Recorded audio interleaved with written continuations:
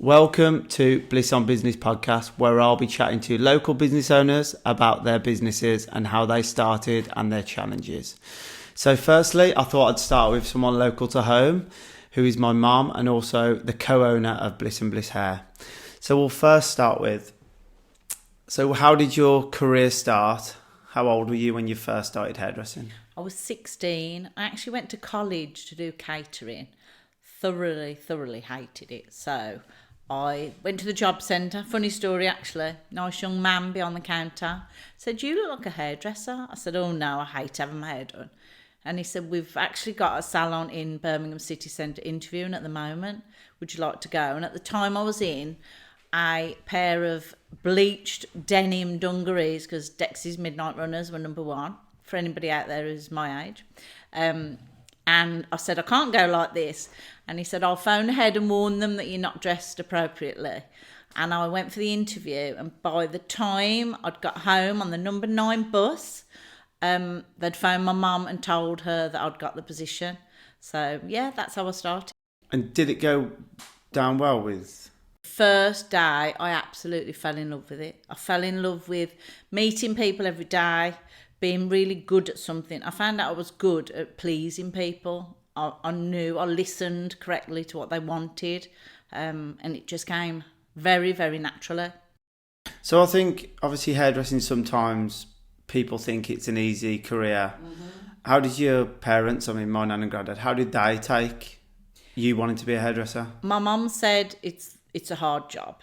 She was always a waitress and front of house, so it's very similar, on your feet all day, being kind to people, being nice, looking after people. And she said it would probably be one of the hardest jobs to do because you're on your feet all day. I didn't see that as a problem.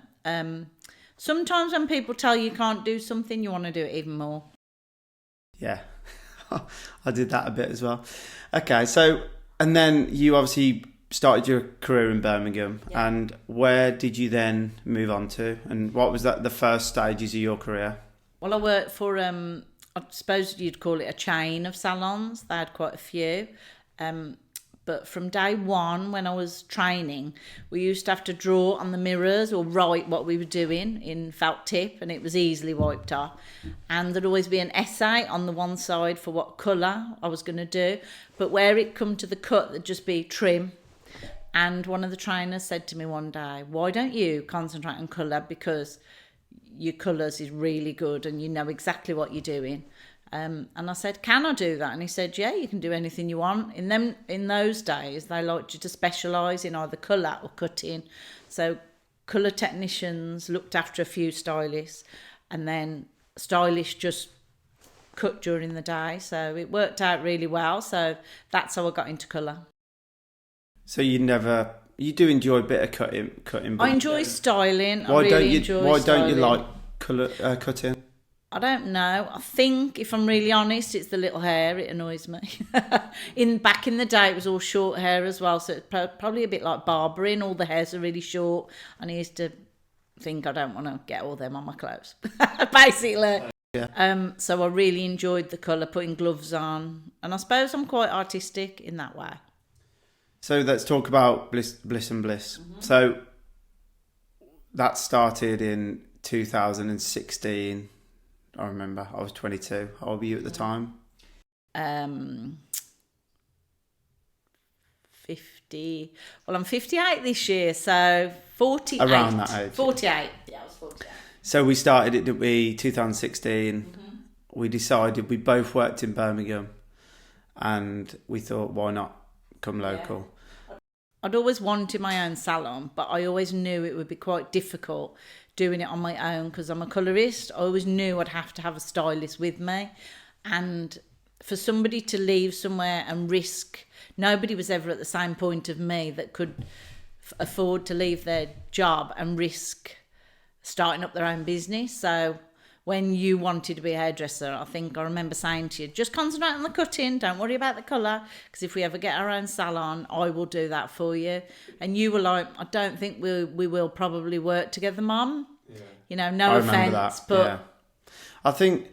I don't think it was ever a plan, really, was it? No, there wasn't a plan. I think it just happened. I mean, I remember the shop coming up and we said let's just go and have a look. Yeah.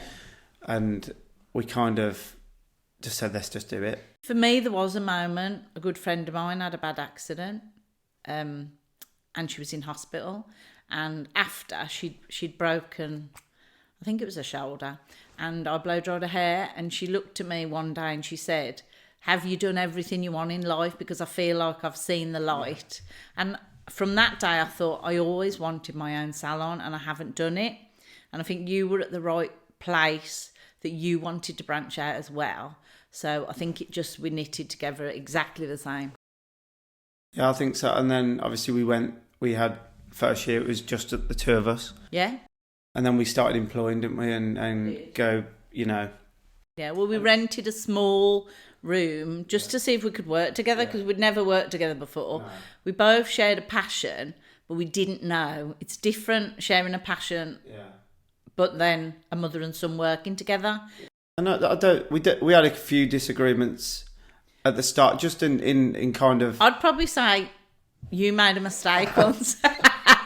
And that was the biggest disagreement on a poster, which was probably a bit silly, but you don't get things wrong. So for you to get something wrong, I don't like to get things wrong. But I'd say that was probably the only disagreement I can ever remember. You might remember more, but as a mom, I can't remember a lot of disagreements. No, I remember that one disagreement where you put the wrong email on a poster that was quite expensive at the time when we didn't have a lot of money to waste. I remember that now. Yeah. So then I remember walking over the road. It was 2019, and the shop that we're currently in now was shut. Yeah. And I remember going to the next door shops and going, is that shop shut? I remember coming back into the salon and going, Mum, this is our chance. Yeah. And I think that was our time when that was our kind of turning point, I believe, for Bliss and Bliss Hair as it is today. Because I think it changed our whole drive and what we wanted to achieve. I think we went from a starting salon to then going, actually, we can build this into having a team, bringing young people through and achieving what we kind of set out to achieve. Yeah. And then we obviously moved in. I had a little girl, and then we hit lockdown. And that was a challenge, wasn't it? Do you remember? It was, yeah. It was a scary time. The decision to I remember close. It was Mother's Day, and, at my age, people were dying. And I remember saying to you, is it worth staying open? Yeah. If I died, what would happen? We're core members of the business. And we decided, didn't we, on Mother's Day that year to close. And then the country kind of followed us. It didn't follow. That's the way it was going at the time. Yeah, we closed on the Sunday and they shut down on the Monday. So I think that we made the right call when we did. Yeah. And obviously, as a new salon, we took on 3 members of staff at that point as well. And it was a real risk, wasn't it, to take them staff on? It was. I remember taking them on and then feeling... I think when you start something like that, you have the kind of... You are naturally anxious about, is it going to work? You're responsible for their mortgages, their car loans, their children's meals on the table. That's really important to us, isn't it? That our staff 100%. Even, are almost looked after a bit better than we look after it ourselves. I think that's the main thing. The staff are your team, aren't they? And they deserve everything they get because our team are amazing, absolutely amazing.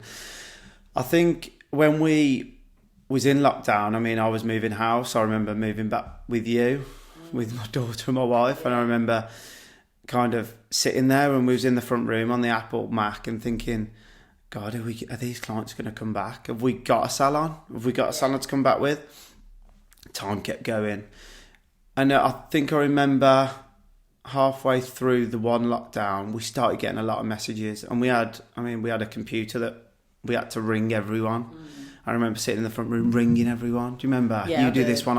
And it took us all day because we'd catch up with our clients that we haven't spoke to for... And it was nice to touch base with people who had been just as frightened as us at home and not knowing when they were going to get their hair done again, if we'd open up ever again. I remember the second lockdown, we actually text people instead of ringing because we said... We haven't got the time to get everyone else in. It took that long because we know our clients really well. They become family, they become friends. Yeah. So actually you're asking about the husband, you're asking about the grandchildren, you're asking, their lives. So each phone call took about half an hour, so we decided to text on the second occasion. So then obviously lockdown happened and we come out of lockdown.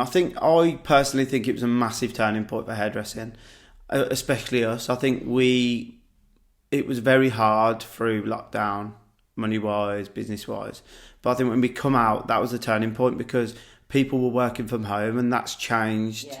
I believe that's changed hairdressing. Definitely changed Saturdays, I felt. Saturdays no longer were the busiest day of the week. Yeah.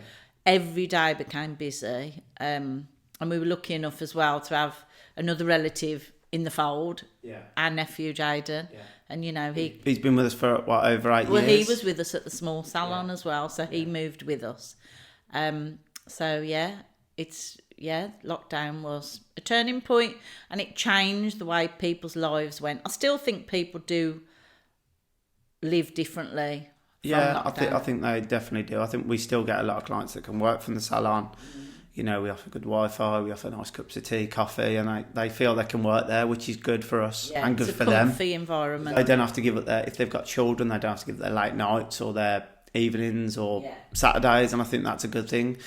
So in terms of Bliss and Bliss Hair, do you think there was a kind of, do you think that was a turning point? Do you remember another turning point? I think it's probably slightly different for me than you because I'd worked other places for a long time. And I think when we were in the smaller salon, it was very comfortable, but having to refuse people every day on the phone because we were fully booked, myself, you and Jaden, that is alien to me to refuse people. I would work till 10 o'clock at night just to get everybody in, but you can't do that because you actually end up injuring yourself. So we knew we had to grow because there was the people there, and it would have been such a shame to not grow. Also, the age difference between yourself and me, I was always a bit conscious that if anything happened to me, you would be on your own, and I'd be thinking, oh, we should have expanded so you've got people around you. That was always a big thing for me. So I think when we moved over the road and we did expand, that kind of took the pressure off me slightly, that if I did get ill or just get old really quick, some people might say I am old really quick, but I try and look as young as I can for my age. Let the views on this is decided. So I think that was my turning point. I'm trying to think. I think my turning point was my kids. I say it a lot. And popping my first child, I think that was my main turning point because I remember thinking, I really want to give people a chance. And in that moment where there was a period of like young people not being employed, and it is hard now, don't get wrong, but we really believe in the young people because I've got 2 girls myself and I want them to have a chance in life, and I don't think they're getting it at the moment. It is hard out there for businesses, but I think to give young people I say that you're building a career for them. You're giving them a pathway to become what they want to become. And also, what better trade can you have that somebody's teaching you something to do with your hands? You can never take that away from somebody. They don't need many tools, to do a blow dry. Everybody's got a hairdryer. It's a lovely trade to go into. I think it's changed a lot. In my time, it was very military style when I was younger and it was quite strict, whereas now it's a lot more casual. And, I love having banter with the young girls, whereas my bosses didn't have banter with me. There was separate staff rooms for apprentices to stylists. Yeah, so do you think, obviously we manage a lot different, we have different management styles, and I think because of that, so do you think you've had to change? Oh, definitely, yeah. Because you only know one way, you know one way, but you adapt. And I think having your own children softens you slightly because you put yourself in their position. I've always thought I wouldn't want my child treated a certain way. Probably the way I was treated, There was times when we were asked to do tasks that you thought there really should have been a cleaner involved, but that's the way it was. Yeah. But nowadays, most jobs is like that as well, isn't it? It is, because businesses now can't afford to have a cleaner as well. But I will clean the toilet just like any of our assistants would. I think that's the difference. It's more equal now, more equal, definitely. Yeah, I think it definitely is. I remember being an assistant, and it was going towards that way, but I'd still scrub the floor, and we'd still have to wait until everyone finished. Yeah. And we kind of not like that, are we? We kind of, we're quite, I would say, quite chilled business owners, but we like the job done, and as long as people work hard, we're happy for that. So next, let's go on to kind of what's next for Bliss and Bliss Hair, and where can we see it going, what our plans are, what the future look like. For me, I think, we keep going. I think we had a conversation and we said, let's just ride the wave. Yeah, let's see what happens. Let's go with it. We're now a team of 12 with our Saturday girls. Yeah. And I think let's see where it goes. I think the biggest thing for me is I was never given the opportunity to manage a salon, which might have squashed that ambition to get my own salon. So not that that's a good thing or bad thing, but I probably couldn't have done it on my own. Whereas maybe that's the next step. We look at expanding so that anyone in our salon who wants to step out and become a manager or step up, that's an option in the future. Yeah, and like I've spoke about me doing a bit of coaching and doing the podcast, of course. So that's me doing something else as well, but obviously staying cutting hair as well. And I think in the future, I think you can't at the moment. There's a lot of uncertainty. I think we're quite lucky. We've got a really good customer base, and we are getting a lot of new clients. But also we're a team, aren't we, at work? And I think we all really stick together. And education is vital, and we do educate continuously all day long. If someone's passing foils to me, I will say, what colour do you think I should use? What colour am I using? Why am I using this? To share your knowledge is a lovely thing to do, and that's I enjoy the training side of it. That is where my passion is, if I'm honest, colouring and the training side. Let's finish off with, if you could recommend hairdressing, why would you recommend hairdressing to someone? Say if someone wants to apply for an apprenticeship with us as a salon, why would you recommend hairdressing? I think the main thing is it's a lovely job. You go somewhere it's warm, you're not outside and, elements. You can wear fashionable clothes, you wear makeup, you have your hair done. I mean, what young person wouldn't want to do that? You're going to learn a trade that's in your hands forever. And AI hopefully won't take over. No, AI, the elements of it will, but there's still a very personable thing with hairdressing. And I think that's really important. I think it's a lovely career, and it is hard work, but hard work doesn't kill you. Yeah. So that's what I feel. Well, thanks for coming on to be the first guest on the Bliss on Business podcast. Thank you for watching our first episode of Bliss on Business podcast. Keep up to date on our socials and our Spotify account, and give us a follow and give us a subscribe on YouTube as well, please. If you are a local business owner that wants to get involved or wants to feature on the podcast, please get in touch with me on any of our social media platforms. Once again, thank you for watching, and I hope you enjoyed the podcast.